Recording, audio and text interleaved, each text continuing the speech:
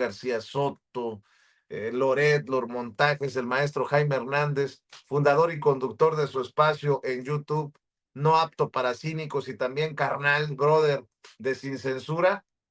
¿Cómo estás, Jaime? Te saludo con mucho gusto. Buenos días, ya estamos aquí desde este espacio intenso, el maestro Paco Cruz y tu servidor. ¿Cómo estás, Jaime? Good morning. No, estaba escuchando lo que decía el maestro Paco Cruz sobre el año de Hidalgo y es que es verdad, y lo digo porque me consta, hay una prisa, de verdad, unas prisas tremendas, porque tú sabes que el tema del Poder Judicial no se reduce solo a la Suprema Corte, sino que es una red impresionante, es una telaraña que incluye a jueces, a ministerios públicos y sobre todo,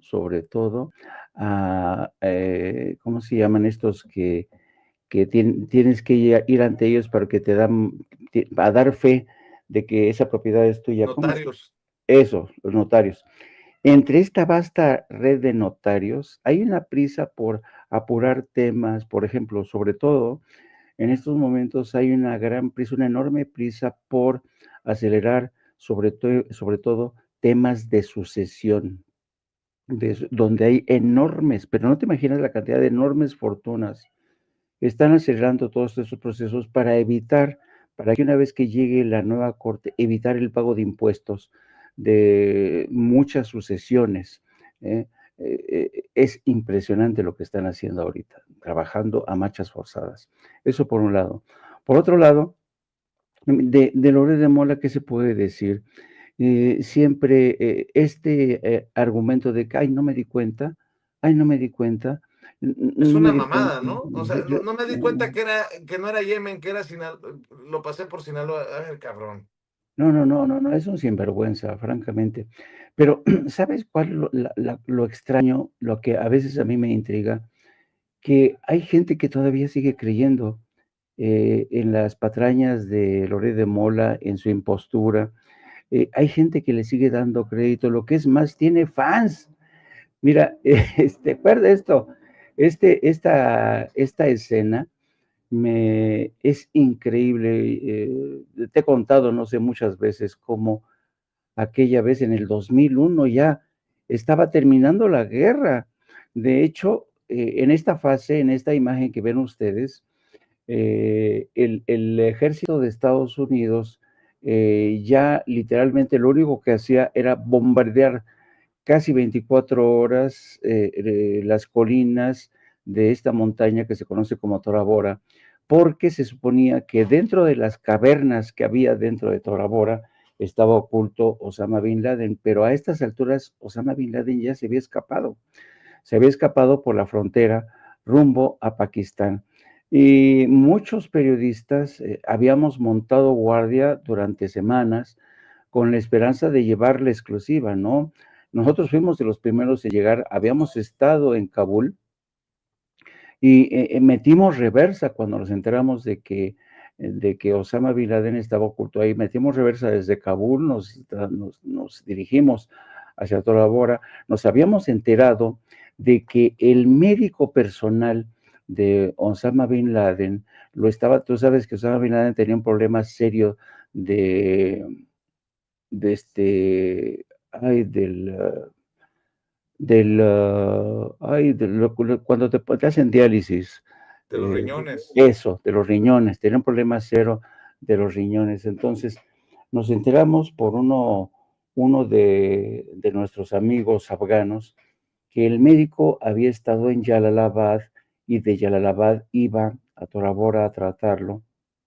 Entonces, en cuanto supimos esto, nos trasladamos inmediatamente, metimos reversa, nos fuimos a Jalalabad, que está cerca de la frontera con Pakistán, y ya estoy hablando del mes de diciembre, ya estaba todo, y a esas alturas ya se había alargado, pero nosotros no sabíamos que ya se había alargado, seguíamos haciendo la cobertura, y una noche llega Carlitos Loret de Mola, era su primera cobertura en zona de guerra, y nosotros acabamos de regresar de Tora Bora, estábamos comiendo lo último que quedaba de, de una al último, lo único que podías comer era piezas de pollo con arroz, ahí donde nos estábamos quedando. Y entonces, finalmente llega y haciéndose el simpático, dice, no, ya soy periodista mexicano, quién sabe qué es. Yo estaba con unos colegas de la televisión española, y entonces dice, no, fíjense, ¿cómo puedo hacer para acompañarlos? ¿Quién sabe qué? Y entonces le dijimos, no, pues vente mañana temprano, a las 4:30, 5 de la mañana, que es la hora en que nos ponemos de acuerdo para partir, y te vienes con nosotros en el convoy, porque tiene que ser así por cuestiones de seguridad, porque por las noches y hasta la madrugada, cazabombarderos B-52 se encargaban de prácticamente sembrar, de sepultar bajo bombas el Tora Bora. Entonces llegábamos ahí por ahí de las 6:30, 7 de la mañana a montar guardia, y entonces nosotros ya sabíamos que siempre había ahí un, un tanque, un viejo tanque soviético, y entonces ese viejo tanque soviético estaba ahí como parte de la coreografía, ¿no? Y entonces ya sabíamos, había colegas que utilizaban a ese tanque como parte de la escenografía. Y entonces algunos, por ejemplo, los de la cadena CNN o de la cadena Fox, les daban unos dolaritos al chavo de ese tanque para que dispararan, pero los misiles que disparaba ese tanque no eran capaces ni de alcanzar la distancia hasta donde estaba Osama Bin Laden, por eso entraban en acción durante la noche los B-52. Bueno, entonces cuando llegamos ahí y cuando ve que estaba haciendo otra de sus piezas, otro de los periodistas, Carlos Loret de Mola ve que ese tanque está ahí y sale así escopetado de la camioneta donde íbamos, con sus sonidista y el que le manejaba la cámara. Y me acuerdo muchísimo los que íbamos, porque imagínate, íbamos todos los días, y se baja y agarra el micrófono y dice, estamos aquí, nos hemos arriesgado la vida, hemos aquí llegado con muchas dificultades, aquí, pero estamos transmitiendo en vivo, patatín, patatá, ¿no? Y en eso dispara el tanque, ¡pum! Vale, ¿no? Es cuando le huele el copete. Y entonces todos nosotros los que íbamos, los que lo habíamos llevado, estábamos divertidísimos, divertidísimos. Digo, pues, ¿qué le pasa, no? En serio, no lo podíamos creer, ¿no? Del show que estaba montando. Y ya terminó su pieza y vámonos, se fue. Y luego me entero, pasaron muchos años, yo no sabía el show que había montado, porque yo vivía en el extranjero, vivía en España, y luego me fui a Washington. Y cuando una vez estando en Washington, en mi oficina, me habla Gregorio Meraz, que es el corresponsal de Televisa, y dice, oye, ¿qué crees? ¿Quién crees que está dando una cátedra sobre cómo le hizo para entrar a Afganistán entre los primeros periodistas? Digo, ¿quién? Loret de Mola. Y entonces me pasa el link, pongo, y ahí Loret de Mola estaba contando que él había sido de los primeros periodistas en llegar, y cuando llega se encuentra con un tumulto de periodistas todos temblorosos en la frontera de Pakistán, y cuando llega Carlos Loret de Mola les pregunta a todos ellos, ¿qué hacen aquí? ¿Qué hacen? A ver, díganme, explíquenme. Y le dice, no, Carlos, es que tenemos miedo porque pues es ilegal cruzar la frontera y además es muy peligroso. Y le responde Carlos, qué miedo ni qué nada, yo soy mexicano y los mexicanos nos cruzamos todos los días la frontera con Estados Unidos. Y vámonos, y entró Carlitos Loret de Mola comandando todo un convoy de periodistas extranjeros para cubrir la noticia. Cuando escuché eso, dije, Dios mío, qué capacidad de mentir tiene este muchacho. Y luego hizo un show, hacía de esta cobertura un show. Y entonces yo dije, no me lo puedo creer. Y mucha gente se lo tragó y eso lo consagró como corresponsal de guerra. No sean envidiosos, por favor. No, no sean envidiosos. Yo creo que tú tienes envidia porque no te invitan a Harvard, como a Loret. Oigan, lo voy a decir, ni modo. Espero que no se enoje mi amigo Pedro Miguel. Lo digo, Ni modo, se me van a venir encima, pero si no lo digo, estaría faltando a mi honestidad, a mi congruencia, a decir lo que pienso. Me parece lamentable que Pedro Miguel, en su columna que titula Gato por liebre en la jornada, hoy escriba en una parte de su columna, en la última parte de su columna. ¿No? También hemos visto cómo se busca instrumentar la indignación social que generaron las más recientes canalladas pronunciadas por Ernesto Zedillo para reforzar la posición de un candidato a integrar la Suprema Corte de Justicia de la Nación, César Gutiérrez Priego, quien fue abogado del general Jesús Gutiérrez Rebollo, su padre, y de otro militar que, al igual que el anterior, fue señalado por nexos con el narcotráfico y por su participación en los crímenes de lesa humanidad perpetrados durante la represión priista de los años 70 y 80, Mario Arturo Acosta Chaparro. La difusión de unos audios en los que supuestamente la esposa del exmandatario, de ingratísima memoria, acuerda negocios con un capo del narcotráfico es una maniobra carente del más elemental rigor ético y periodístico. No hay en ella una mínima verificación por otras fuentes de que lo dicho en esas grabaciones tiene el sentido que Gutiérrez Priego pretende darle y que fue pronunciado por las personas que él señala. El barullo podría ser útil para sus pretensiones, pero hasta hoy el señalamiento contra Zedillo por supuestos nexos vía su familia política con el trasiego de drogas no ha sido probado y distrae la atención de acusaciones mucho más contundentes y precisas. Primero, su protagonismo en la crisis económica de 1984, que arrasó la economía del país, destruyó empresas, hogares y vidas, y culminó con el latrocinio de transferir al país cuantiosas deudas privadas de sus compinches. Segundo, su política represiva criminal, que se tradujo en múltiples masacres de campesinos y que puede resumirse en un nombre imborrable, Acteal. No debiera soslayarse que Zedillo y los defendidos por el candidato a ministro, y con los cuales él comparte pensamiento represivo y punitivista, son parte de lo mismo que ideológicamente Gutiérrez Priego está mucho más cerca de Nayib Bukele que de López Obrador y Claudia Sheinbaum. Gato por liebre, pero allá cada quien. Híjole. En fin, me da tristeza que esto comprueba que sí hay un sector de la izquierda dedicado a esto que hemos exhibido ya por semanas, ¿no? César Gutiérrez Priego más cercano a Nayib Bukele, válgame Dios, válgame Dios. Y luego se enojan cuando la gente se encabrona con los intelectuales de la 4T. Pero bueno, ya no voy a decir más. Espero que mi amigo Pedro Miguel entienda que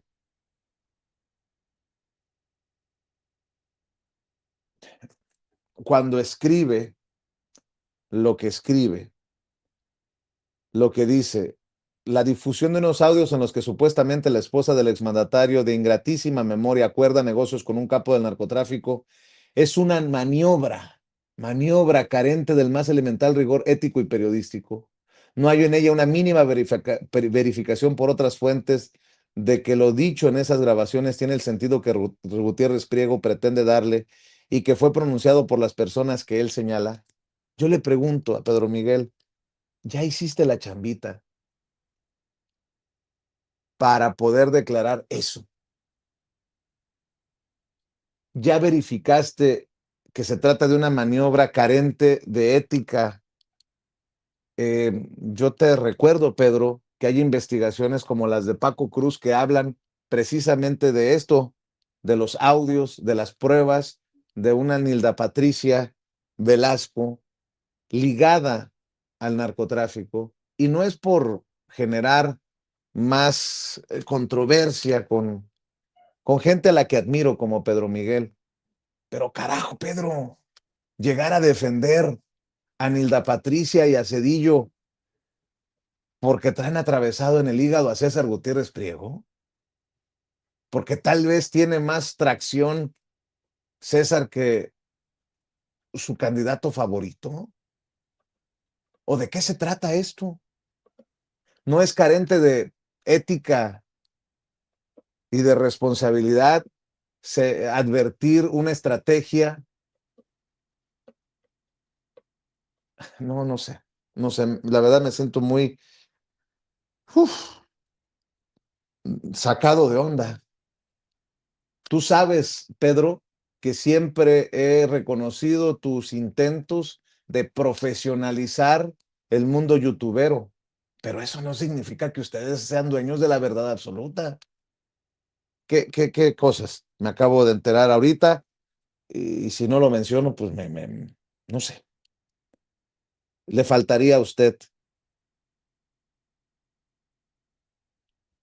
Me sorprende que ahora desde la jornada también puedan ser o darse la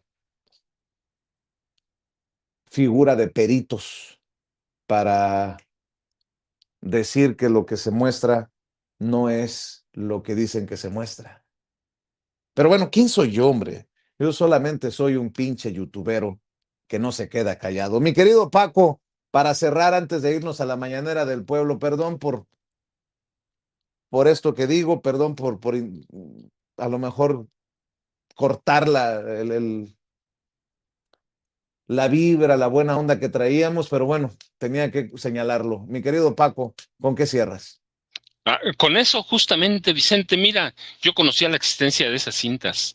Esas cintas las verificó la general Gutiérrez Rebollo.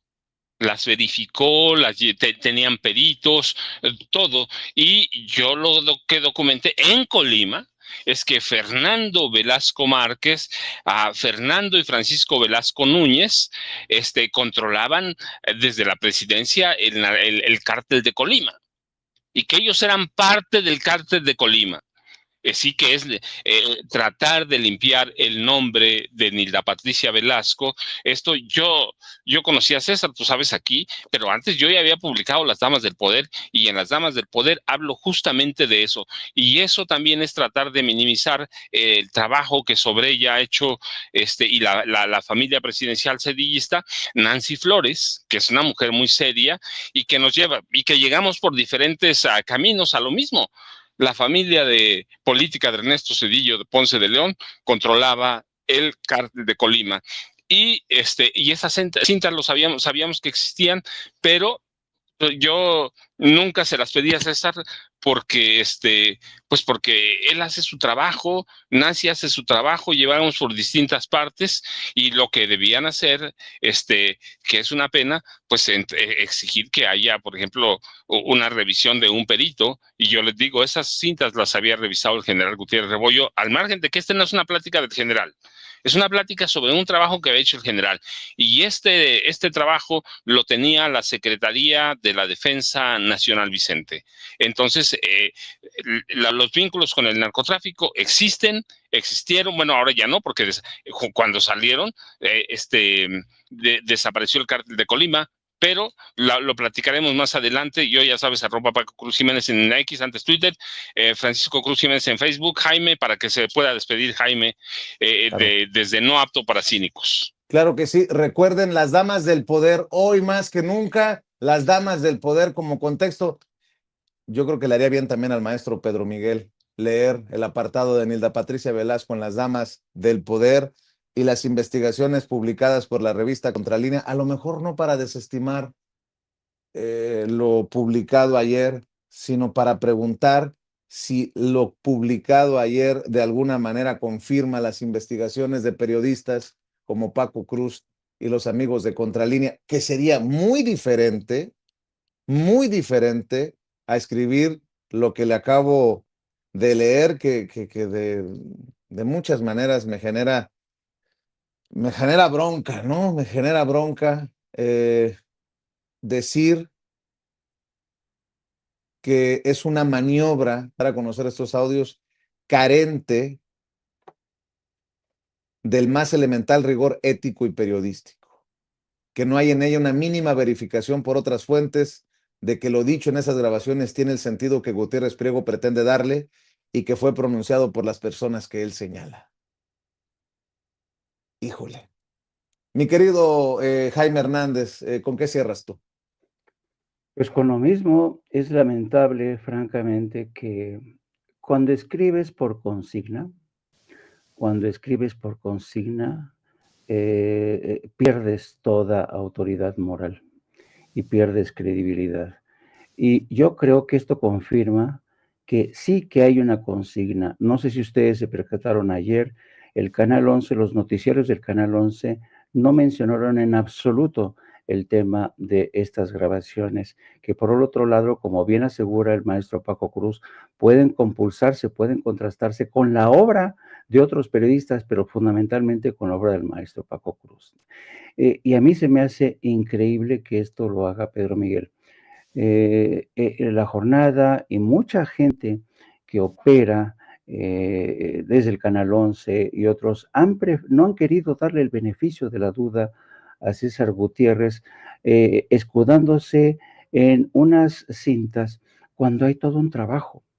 Si a esas vamos, ¿se acuerdan cuando la jornada tuvo la enorme fortuna de recibir los archivos de Wikileaks y le dieron todo el beneficio de la duda a Julian Assange? Y publicaron sin contrastar, sin hacer nada, publicaron tal cual se publicaron. Pero ahora, con ese mismo argumento de que solamente le dieron el beneficio de la duda a lo que les estaba entregando Julian Assange, ahora dicen que no se vale conceder el beneficio de la duda a César Gutiérrez Priego. Yo creo que esto demuestra realmente la hipocresía que hay en ciertos sectores de la izquierda, porque, y esto va más para atrás, la labor de la propia jornada que tuvo, que permitió durante muchos años que el sistema, el Poder Judicial, actuara como actuara, incluso con Norma Piña, aunque ahí ya, claro, a tenor de lo que de la pauta que estaba marcando el presidente, ahí espabilaron. Pero francamente se me hace muy grave, insisto, cuando se escribe por consigna, pierdes toda autoridad moral y toda credibilidad. Y me llama la atención cómo termina Pedro Miguel.